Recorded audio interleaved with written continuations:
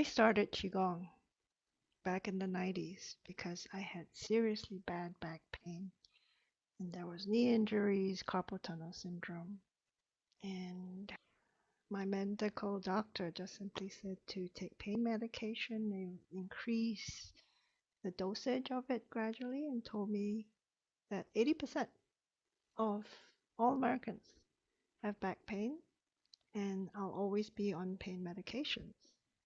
So I left the clinic saying to myself, and through a series of synchronicities, I met my Qigong master and I did a lot of different Qigong and different healers rather. And finally, with my Qigong master, then everything else changed.